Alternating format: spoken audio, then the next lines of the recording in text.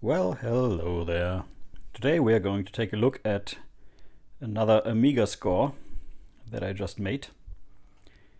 And we have 3 drives, 4 drives if you include the external drive, RAM expansion, TV modulator, lots of games. Not so many actually, but some. Rick Dangerous, Rock'n'Roll, Shuffle Puck Cafe, Indiana Jones and the Fate of Atlantis, Pinball Fantasies, Bundesliga Manager and Bundesliga Manager Professional, and Sensible Soccer for the Amiga CD32. Plus over 1,000 discs. Here are just some of them, which I already sorted by DD and HD.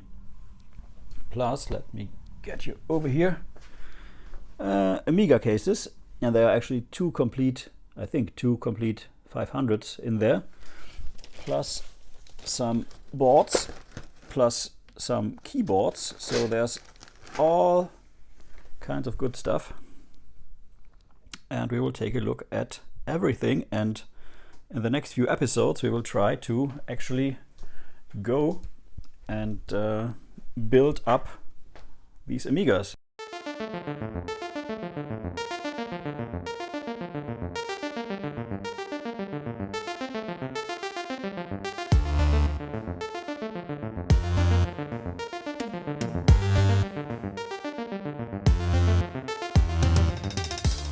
I found these items over something that is called eBay Kleinanzeigen, which is pretty much the same as Craigslist, and they just recently renamed themselves to just Kleinanzeigen. And the photo in the Kleinanzeigen, I can show it here somewhere, there, just shows all the stuff on a lawn. So he just put it out on a lawn. Yeah, the ad actually said, "Please come and get it before the rain." Yeah. Okay, so these games are complete, which is nice. They pretty much amount to 120, 130 euros here in Germany, without the loose discs, just the packaged ones. I paid 100, so that's a good deal for 4 Amigas, 4 Amiga 500s plus the stuff here. And yeah, these discs here, Rick Dangerous is, I think, a 20 to 30 euro disc. Rock'n'Roll is a 20 euro disc. Shuffle Puck Cafe is, I think, 20. Indiana Jones might be 40 to 50. And I will have some stuff to show you on the channel fixing up these Amigas, and as I said, they are in rough shape. Don't know if they work. They might not, because that doesn't look correct. That one here looks a bit to the side, like it's trying to flee. Plus the Amiga drives, which look to be in rough condition, and all the good stuff. So let's get the boards out and take a closer look. Okay, here's our first board, and we have some cobweb, which is reassuring. We have an 8371, so the early Fat Agnes. I'm not sure which kickstart ROM this is, but this is a Rev 5 A500, which I totally don't like to work on. I like the Rev 6s better. But however, and we have some really bent pins which we have to take care of. That is much better, so we will not have any shorts here, I hope. There's actually a sticker on the back side. Let's take a look at the back side. And shit is falling out here. I always hope that there are no animals. It says Joystick geht nicht rechts. Joystick doesn't work to the right side. So that could be a cold solder joint. Okay, I think we are good for a test. Let's check the ports. Ports look okay. I've seen worse, so that's a good sign. Let's see if we get anything on the screen. So as always, I will number these, and this will be board number 1. I will actually write this in gold right here, because I can always take it off again. So this will be number 1. By the way, this is the only mouse that came with the system. Switch it on. No explosion, which is good. And this could take a while because there's no... Oh, Workbench 1.2. Nice, that works. Okay. Now we need a disk drive to actually load Amiga test kit and see if indeed the joystick port is broken. But for now we have a booting board, which is good news. So there's my money back and some again. Awesome. Board number 1 boots. We will take a closer look in a minute. Let's check out the second board. So I will make a check mark here to say this actually boots. Next up we have this beauty, which is, well, somehow put into this shielding here. It doesn't look too good. There's cobwebs again. Rest looks okay. RAV 5 again, yay! That's great. That's just great. I hate RAV 5 boards. Socket looks good. We have some kind of kickstart. All the chips are in, which is nice. Ah, okay. See this shiny, glibbery stuff? That's actually made by a snail, which I found dead in the box with the boards. Dead snail. Never had that. And it's all still good. So let's use some alcohol to remove the snail shit or whatever this is. So there's no rust here, which is astounding. Okay, let me take this board out of the shielding and then we can take a closer look. Okay, no bigger surprises here, which is good. And it's still a RAV 5 board. No rust or anything, no corrosion, which is great. Pins are all good. Here's a little corrosion on the pins, but not too worried about that. It's just the tip, which is a bit green. Let's plug it in and see what it does. Okay, let's perform our basic startup test. Nothing explodes, which is good. That seems to be working too. Workbench 1.2. Well, the seller said all the boards have problems and don't work. So, that's 2 for 2. Board number 2. And this also boots. Next up we have our first complete A500, just the key missing. We have some snail stuff again somewhere. So I just grabbed some bubble wrap and put it on the floor. Let's take a look at the case. Case looks, it's a bit bent. Ah, there's the snail stuff. You see this on camera. This is good. I have one case which is broken, definitely. And this seems to be an older case. We'll take a look at the serial in a minute. We put this to the side. The keyboard is just put in here. And shit is falling out, and that way, well, that keyboard bend does not look stock. But I think we can actually save it, maybe. Not sure. Stuff in here. Okay, let me put this to the side. Hey, there's a memory expansion in here. Ooh, that is so dirty. The drive is just lying in here. So there's our forced disk drive, which has pretty loose thingy here. We put this to the side too, and this is, by the way, a Chinon FB354. Let's open her up. I assume that, whatever that was, that most of the drives are dead. There's our first piece of corrosion. open this up here.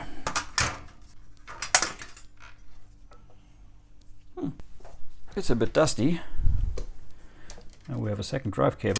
Other than that, oh, we have the second gen Fat Agnes. And we have, let me see, we have a Rev 6A board. That is nice. Okay, let's move this out of the way. Case seems to be okay, it's just very dirty. So that might be our first candidate for a complete Amiga. So instead of unscrewing all this, I will just test it in the board here. Let's plug it in and see what it does. Maybe it actually works. Okay, moment of Teruse.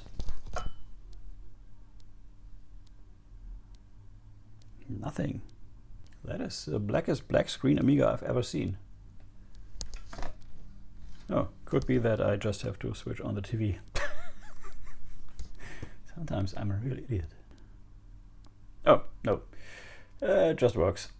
It's hard to tell if you don't have a disk drive attached. So this is a 1.3 kickstart. Good. Yeah, third board working, so not much to see here. So let's open the RAM expansion, which is an actual A501 Rev 6C. As you can see, the VADA battery did its job and exploded. And it's corroded all here. ICs look good. Connector is greenish. That was to be expected. Yeah. Let's grab the next Amiga. Next Amiga, snail, shit. No need for that. So just remove the screws and dump the shield. And again, this looks pretty good. It's a Rev 6A board. We have second gen Agnes, Fat Agnes. Oops.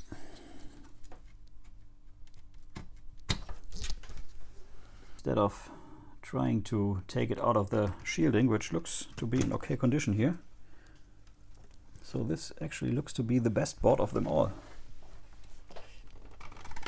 Get this out of here. Okay. With a bit of rust. And a dirty case.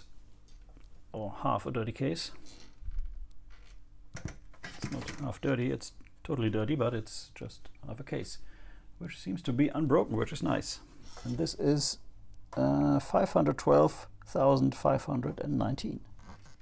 And let's plug it in and see what it does. Here we go. Ooh, green screen. I like. Well, I like because, you know, that actually is something to repair. Okay. Could be the kickstart ROM, could be the RAM. There's not much RAM in here. Oh, now it's a widescreen. Okay. What now? What is this? This is crazy. Okay. Yeah, so no idea. Took some time to boot, but booted. So 4 out of 4, no black or whatever screens. 2 kick 1.2, 2 kick 1.3, 2 Rev 5, 2 Rev 6. Yeah, let's take a look at the other cases and see what we have, and if we have actually enough stuff to build 4 working Amigas, which would be nice. So here's the debris of the boards. So let's take a look at the cases. So we already had 2 good bottoms and 1 good top, which is nice. We have 2 of these trapdoor covers, and here is another bottom, which is a bit sticky. Oh yeah, that looks rusted, and that is a 382,750, and it's really dirty, but okay, It's a bit broken here, but we can, I think, epoxy that in place. All the noses right here are still there, which is good. Oh, we have a little bent floppy thingy here, floppy standoff. And that is, you can just bend that back. Okay, so that is a broken case. We have to, or I have to take care of that here. Good. And we have another top, and this is broken here. That's unfortunate. It's good here. It is very dirty. Screw holes seem to be okay. We have another bottom piece, and this seems to be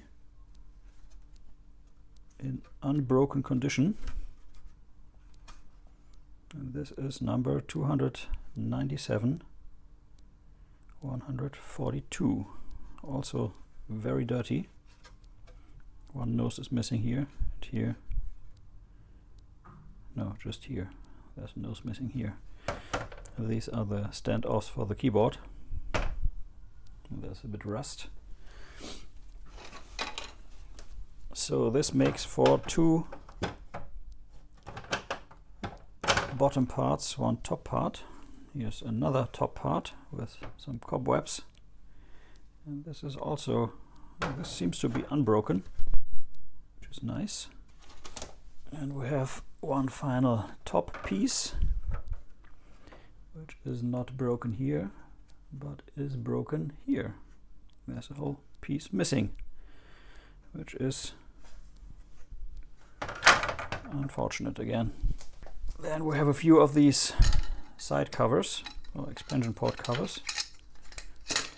We have one more trapdoor cover. I'm not sure. Yeah, there's a trapdoor, another trapdoor. So we have 1, 2, 3. I think we have 4 trapdoors. Nice.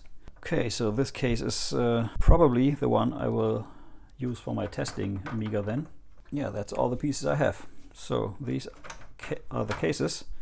And then we have all the keyboards. But let me maybe just go and clean all the cases so that I don't have to touch them anymore in that state. And then we can see which one is the best and where we can put Amigas into. So I did clean all the cases, which was quite the effort. And we have all the trapdoors, all the side panels, 4 bottoms and 4 tops, which is nice. And yeah, the most yellowed, which is this one here, is the one which is broken. So that will be my testing Amiga in the future. And there are some nice cases in there, and they came out pretty good. So considered they were really, really dirty, I'm quite happy with this. So let's get some boards and try some drives. First up, we have this Cologne FB354 drive. I did some basic cleaning on the outside. It's still dirty and I don't know why. Eject button is broken. We can epoxy that. Not a big deal, but it looks like there's some mold inside there, so I will open this up. I don't have high hopes for these drives, but you never know. Push it out. Yeah, it's pretty moldy in here. So I will definitely clean this. Drive itself, it's a bit dusty here, but not too bad. Yeah, I'm not sure if this read-write head is supposed to be like this. Let's just clean it for now. Give it a try. I think we are good for a test. We'll just leave it like this for now. Plug it in and see what it does with a bad disk, or at least a expandable disk. So the drive is ticking, which is good.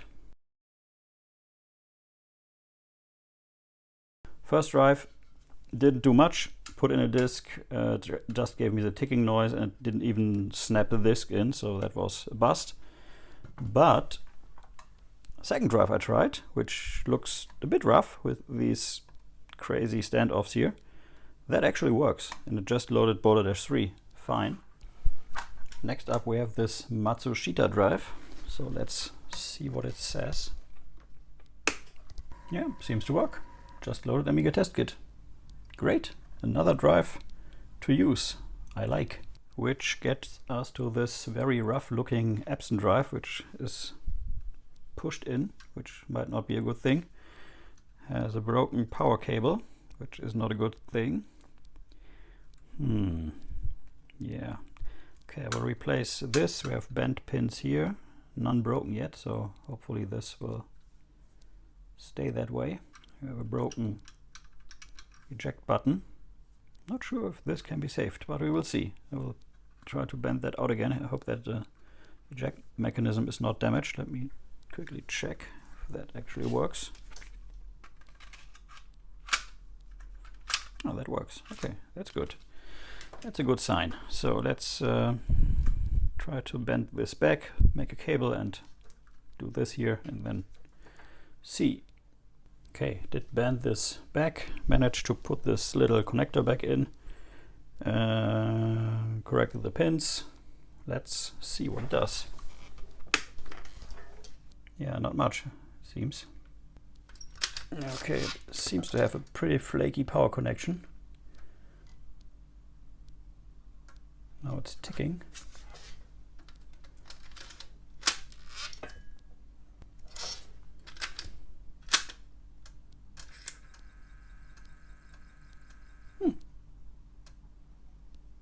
Now it works. Okay, just loaded Amiga test kit, so it is a bit flaky. Seems that there's some problem with the disk change mechanism. Let's try this again. Still nada. Okay, so this drive could work because it did just. Let me try it this way. Maybe it relies on gravity. It does. So now it worked again. Okay. Yeah, there seems to be something that has to be pushed down or pushed up to actually give it what it needs. Let's try system reset.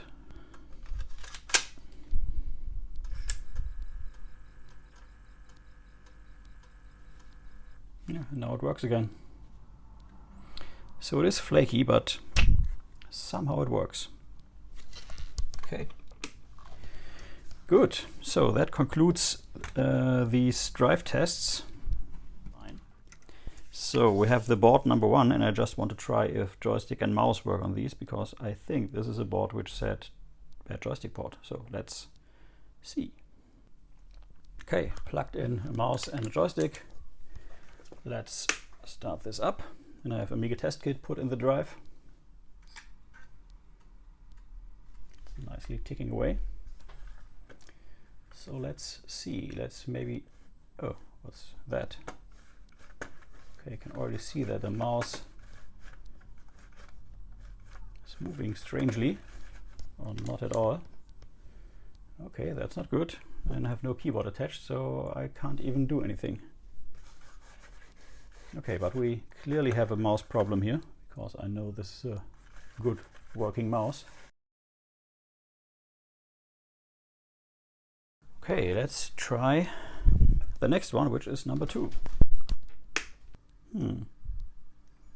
So the drive's not ticking, which is not good. Okay, so the cable doesn't make good contact with the drive. Interesting. So that might be the only fault, and of course that no mouse movement. Again, we have a dead port, which is strange. So here's board number 3 set up. Let's test kit it. Boot into test kit. Let's see if we have. Oh, that went bad pretty quickly. What could this be? Let's try again. Okay, we're in. And we have mouse, which is good. Let's check the CIAs first, because, you know,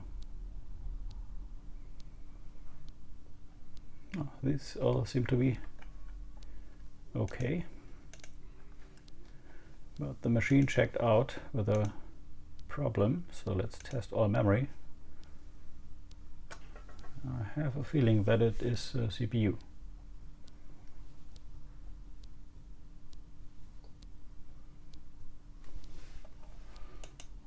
Yeah, memory checks out. See what happens if we go to audio. Yeah, sounds good. Video. Oh, sorry.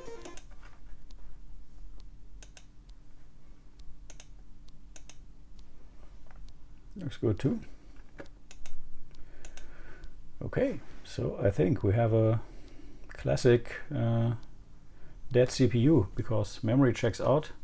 So I left the board running and put some contact cleaner into the socket of the CPU and the Agnes and the kickstart, and worked just fine. So might have been just a fluke, but who knows. I will test this more thoroughly.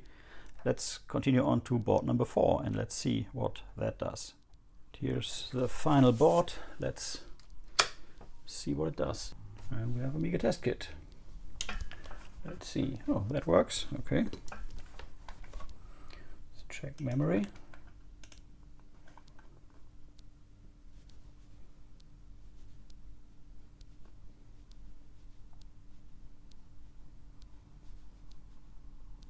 Looks good. Let's test the controllers. Works. Up, down, left, right. Button works. So both controller ports work. Audio works. Video works. Nice. CIA works too. Well, that looks at least promising. I think we have our first candidate for an Amiga, which I will put into the good case. We have theoretically 3 working drives, or 2.5 if you count this as a half drive. We have 2 working boards, 2 boards with broken port 1 controls, which I have to look into. Let me finish this video here and we will go into details of repairing the drives, checking this memory expansion and trying to fix those 2 boards with the controller problems in a second part, because this video seems to be pretty long already. Okay, so bottom line, we have an Amiga in a nice case. I will put a drive in there and we have to check the keyboards, which we haven't even touched yet. And they are very grimy to touch. So no idea if these work. Yeah, so there's plenty to come in part 2. Thanks for watching as always, and until next time, see ya. Thank you for watching Retro is the New Black. If you are new to the channel, please like and subscribe. If you like the video, please share. Every like, share, and comment helps a lot. Until next time, bye-bye.